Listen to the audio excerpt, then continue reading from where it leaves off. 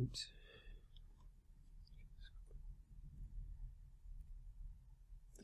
All right. The next section of our lecture is going to be based on complementing the local church. It is important that the vision of your youth ministry feeds and complements your local church. I'm a strong believer that my youth ministry should be sending leaders, workers, and laborers not only into the mission field, but also into my local church.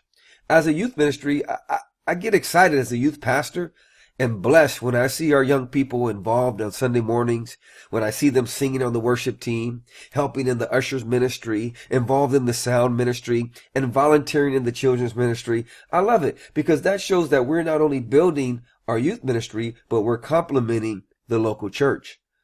I believe as a youth leader, you should also have the goal to feed your local church with leaders, workers, and helpers. And that's one thing that gets me excited, and I'm a strong believer of that as a youth pastor, that should be one of our focuses, is that we're helping to build our local church. So as we train and develop young people in our youth ministries, the overall church should also be strengthened. Yeah, it should be strengthened. And listen to this. The pool for effective leaders available for ministry is increased. So let's go back to that. We see here that as we train and develop young people in our youth ministries, the overall church should be strengthened. Okay? Not only should it be strengthened, but the pool for effective leaders available for ministry is increased. Let me give you a practical example. I like giving practical examples because then it helps not only to give you information, but how you can apply it. Say you're a youth pastor, you're a youth leader, right? And you have a lot of good people on your team. Your youth ministry's rocking, it's growing. You got all kinds of young people involved and they're on fire.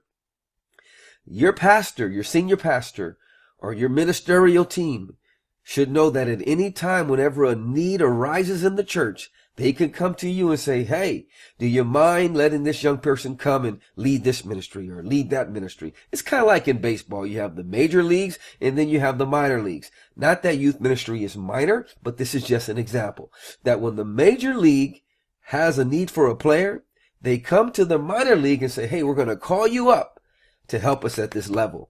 And as a youth pastor, I think we should always keep that in mind because sometimes we try to keep the players, example, in the minor league when there's a need in the major league.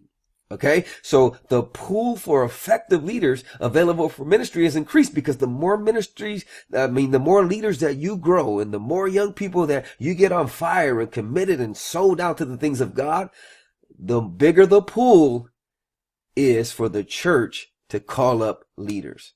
Now that's awesome. So as we train and develop young people in our ministries, the overall church should be strengthened. Okay, let me give you another example. If you have a young person who is good at skits and the church has a need for a skit ministry, if I'm out to build my youth ministry and not the overall church, I will try to keep that young person in building a skit ministry for the youth ministry and not the church. Once again, these are practical examples.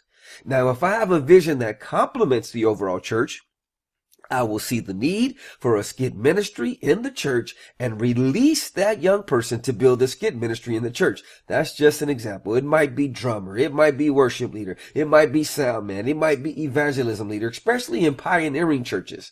There's a lot of needs. And if your youth ministry is growing and you see that need, you tell that youth team member, you go for it because that's why we're here, to strengthen the local church. The youth leader should not only get the heart and mind of God for their youth ministry, but it is also very important to ask your pastor or your ministerial team how the vision of the youth ministry fits into the vision of the local church. We're going to talk about that in our next lecture.